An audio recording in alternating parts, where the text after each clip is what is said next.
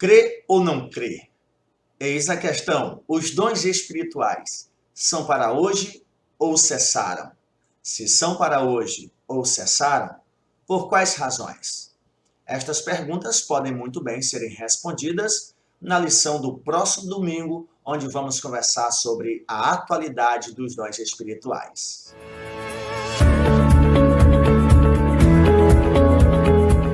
A atualidade dos dons espirituais tem sido um assunto urgente, um assunto necessário para a vida da igreja. É claro que, infelizmente, movimentos neopentecostais, inclusive alguns que se intitulam pentecostais, atribuindo qualquer movimento à ação do Espírito Santo, demonstra uma certa ignorância no que diz respeito a um conhecimento básico da pessoa e obra do Espírito Santo. Basta entendermos que o Espírito Santo é Deus, na mesma essência que o Pai, que o Filho. Só em sabermos que o Espírito Santo é Deus, muitas das coisas às quais se atribui ao Espírito Santo não deveria ser atribuída, pois há coisas que jamais um ser divino como é o Espírito Santo faria. Então devemos entender que não é qualquer movimento que atribua qualquer ação ao Espírito Santo que deve ser chamado de pentecostal. Infelizmente, limitam o movimento pentecostal ao barulho, ao movimento, ou às vezes limitam a experiência, seja ela espiritual ou não. Porém, o movimento pentecostal está fundamentado em Atos 2. Há a sobrenaturalidade. Há a liberdade do Espírito Santo em conceder dons a qualquer um que busque a sua presença, inclusive a todos, como eram os que estavam lá no cenáculo. O Espírito Santo age com o propósito de convencer os pecadores e convertê-los ao Evangelho, como de fato aconteceu no resultado final de Atos 2. Porém, o movimento pentecostal não se limita a experiências espirituais, mas também ao devido entendimento da palavra de Deus. Foi o que aconteceu em Atos 2.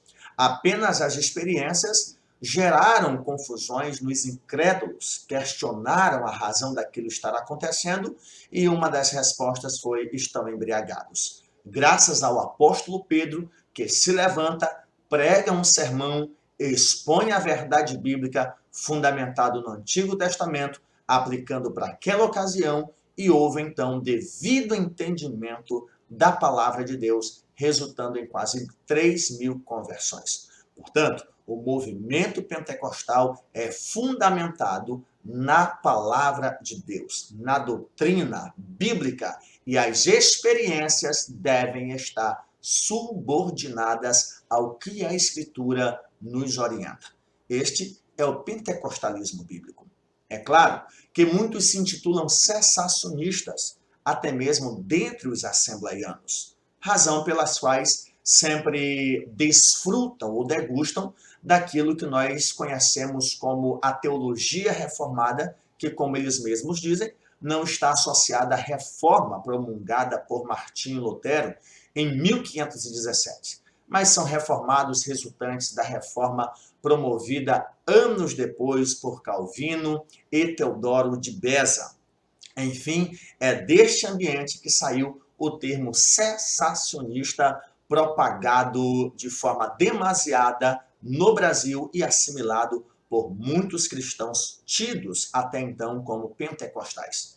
E a revista desse trimestre foca no pentecostalismo bíblico e a lição do próximo domingo sobre a atualidade dos dons espirituais. Não há o que discutir a respeito da veracidade dos dons espirituais. Os dons espirituais existem, eles são bíblicos e são históricos. A questão está na atualidade. Eles são para hoje? Eles são distribuídos aos cristãos na atualidade ou eles estavam restritos à igreja primitiva? Para isso, a nossa verdade prática enfatiza que o ser pentecostal significa crer na atualidade das manifestações do Espírito Santo, e isso envolve o batismo no Espírito Santo e os dons espirituais. Portanto, ser pentecostal não é só estar em uma igreja pentecostal, mas professar a atualidade dos dons espirituais. Certamente, não como nos primórdios da igreja, onde era muito recente o fato histórico de que o Cristo havia sido crucificado e, consequentemente, sepultado. E a história da ressurreição, que até o momento era tido como uma suposta ressurreição, não nos esqueçamos dos episódios narrados nos evangelhos de que os funcionários de Roma foram pagos, subornados, para dizerem que os discípulos tinham roubado o corpo de Jesus. Então era necessário este revestimento, essa capacitação, este empoderamento sobre os discípulos de Jesus, para que eles pudessem dar testemunho de que Jesus, mesmo não presente de forma física, Jesus continuava o mesmo. E isso se dá através dos milagres e maravilhas, as operações que nós encontramos mais especificamente no livro de Atos dos Apóstolos. Mas dizer que os dons cessaram é, no mínimo, incoerente com o que a Escritura Sagrada nos diz, a começar do que Pedro enfatiza em Atos capítulo 2, quando diz que a promessa do revestimento, do recebimento de forma plena do Espírito Santo é para vós, para os vossos filhos, para os que estão longe, todos quantos o Senhor Deus chamar. É claro que os cessacionistas vão atribuir esta referência apenas aos judeus. Sim, aos judeus, aos filhos dos judeus, aos judeus que estavam longe. Mas será se a expressão a todos quantos o Senhor Deus chamar também se limita aos judeus? A profecia de Joel vai dizer que toda alma que clamar ao Senhor será salva. Será se estas pessoas seriam salvas e estariam impedidas de desfrutar do derramamento do Espírito Santo, ou o toda a carne se limita apenas aos judeus? Não é assim que entendemos à luz da Escritura Sagrada. A promessa é para todos aqueles que creem, buscam, podem receber esta promessa bendita. Porém, no que diz respeito à atualidade, a necessidade de estudarmos este assunto deve-se ao fato de um movimento que surgiu há alguns anos, existe há mais tempo, porém foi anunciado com mais veemência a partir do ano de 1918. Esse movimento cessacionista ou cessacionismo é a convicção de que os dons cessaram. Não é que eles deixaram de existir, eles continuam existindo, porém não mais atuantes. A questão do cessacionismo não está no fato de não crerem nos dons espirituais, mas não crerem na atualidade desses dons, não crerem que eles são para hoje. E principalmente associado aos dons de línguas, de profecia e operações de milagres como os dons de cura. Para os cessacionistas, o dom de línguas, o dom de cura e o dom de profecia não são para hoje. Cessaram. E há outros mais radicais que incluem aí todos os dons espirituais. A ideia de que o dom de profecia cessou é porque a palavra de Deus, o cânon, resolve o problema e não há mais necessidade de profecias. Curas, milagres, falar em outras línguas era uma autenticação do ministério apostólico.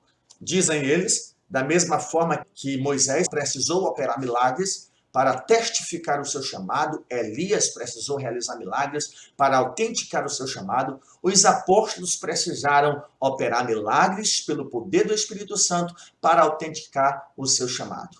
E os outros discípulos de Jesus pós-apostólicos não precisam autenticar a sua vocação? Não precisam autenticar que são nascidos de novo, que são novas criaturas e que a forma de darem testemunho de que o Cristo crucificado foi ressuscitado e continua vivo, e isto se dá pelo empoderamento do Espírito Santo? Será se de fato esses dons não são para hoje? Então, cessacionismo é a crença da não atualidade dos dons espirituais. É não acreditar que os dons são para hoje, que os dons eram restritos à era apostólica. Um dos maiores expoentes do cessacionismo chama-se Benjamin Warfield. ele, um teólogo reformado calvinista, ele toma como referência, bem como a grande maioria dos teólogos cessacionistas, 1 Coríntios 13, versículos 8 a 10, que diz: o amor nunca perece, mas as profecias desaparecerão, as línguas cessarão, o conhecimento passará. Pois em parte conhecemos e em parte profetizamos. Quando, porém, vier o que é perfeito, o que é em parte ou o que é imperfeito desaparecerá. Benjamin Warfield, bem como a grande maioria dos cessacionistas, entendem que o que é perfeito, quando vier o que é perfeito, é o cânon, é o fechamento do cânon, é a Bíblia Sagrada na sua totalidade como nós temos hoje.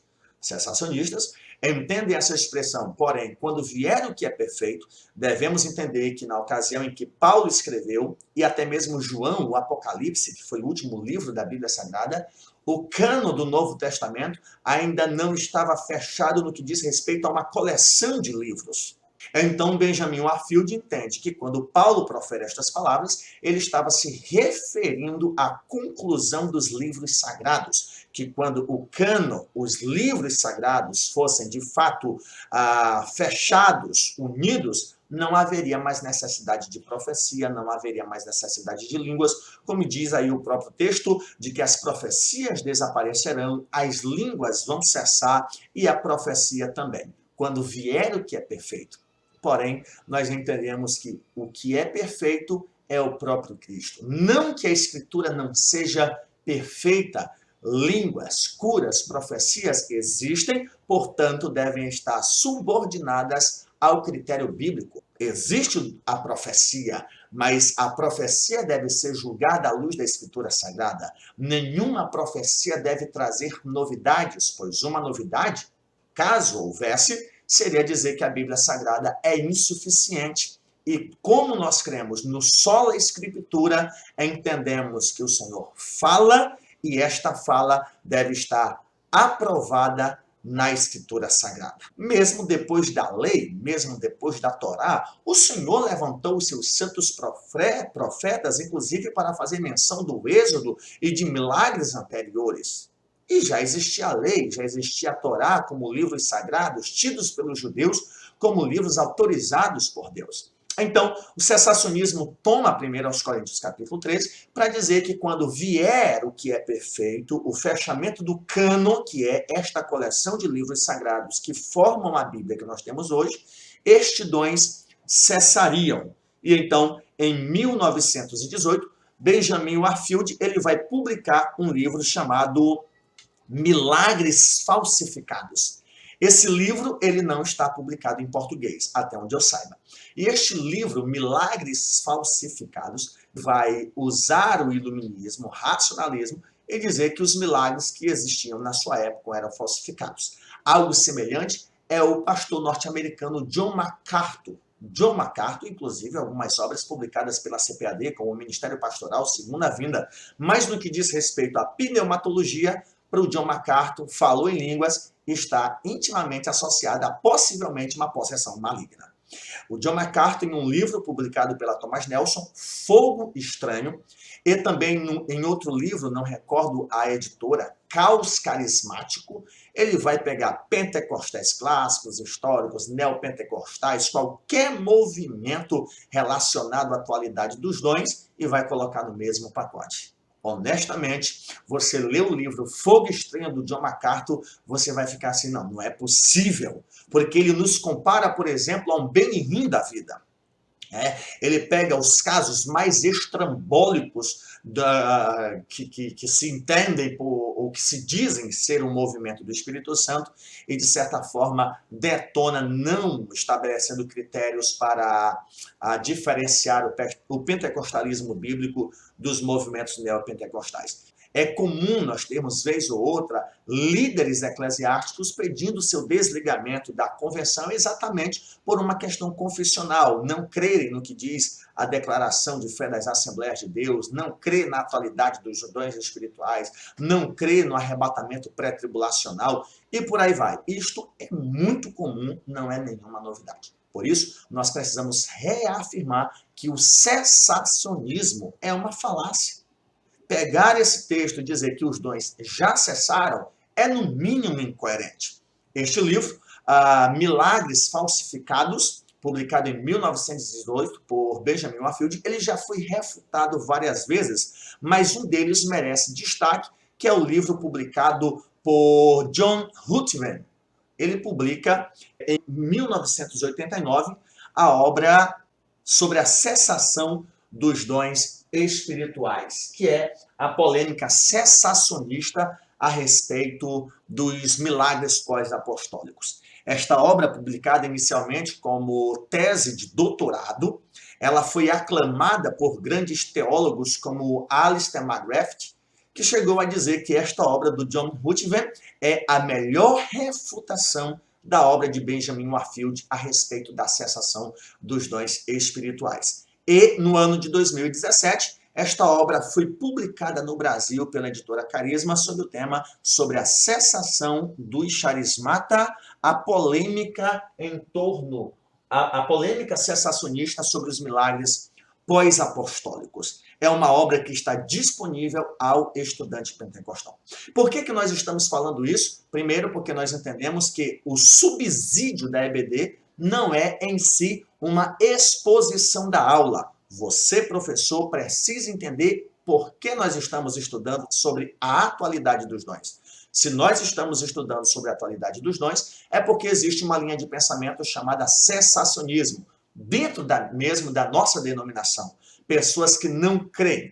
Não é que não creem em milagres. Creem que Jesus pode curar, fazer milagres, mas não pelos dons do Espírito Santo, mas pelo poder direto de Deus, sem ter que usar alguém especificamente para operar aquele milagre. Então, o cessacionismo acabou trazendo certos males à fé pentecostal e nós acreditamos sim na atualidade dos dons espirituais. Para isso, a editora Carisma também publicou esta obra, 2000 anos de cristianismo carismático, desde os pais da igreja, na era pós-apostólica, até o início do movimento pentecostal. Você precisa ler esta obra e perceber que os dons espirituais estiveram sempre presentes na história do cristianismo e, assim como hoje, sofrendo grandes consequências, sofrendo perseguições, não dos de fora, mas dos de dentro. Lembra o que aconteceu com Pedro e João pela ocasião de terem curado um coxo de nascença?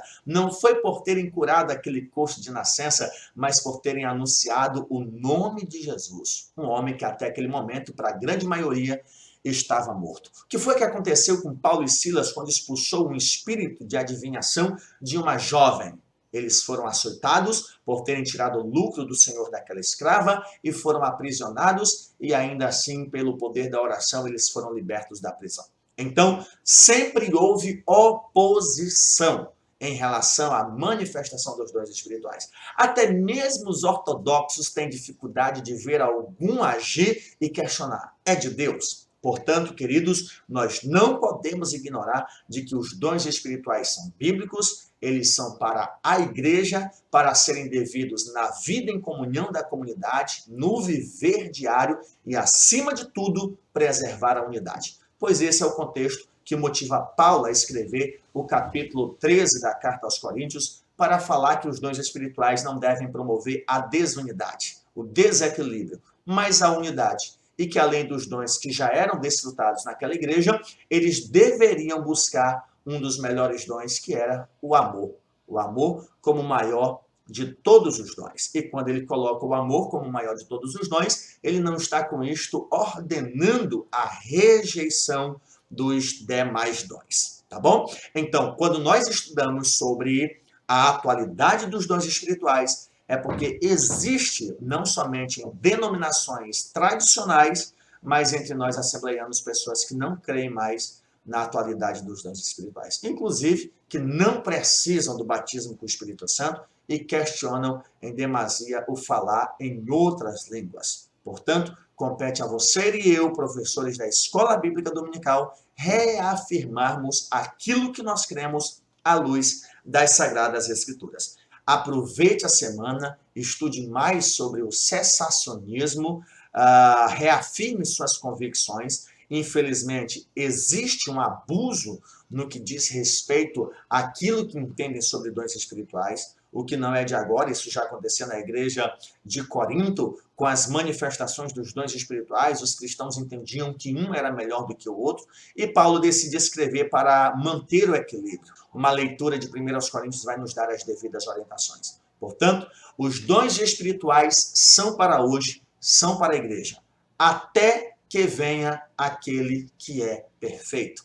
O perfeito é Jesus Cristo, e quando ele vier, os dons espirituais não serão mais necessários para nós, pois os dons espirituais têm como propósitos preservar a pureza da igreja, manter a unidade da igreja, nos ajudar no serviço missional da propagação do evangelho de Cristo Jesus.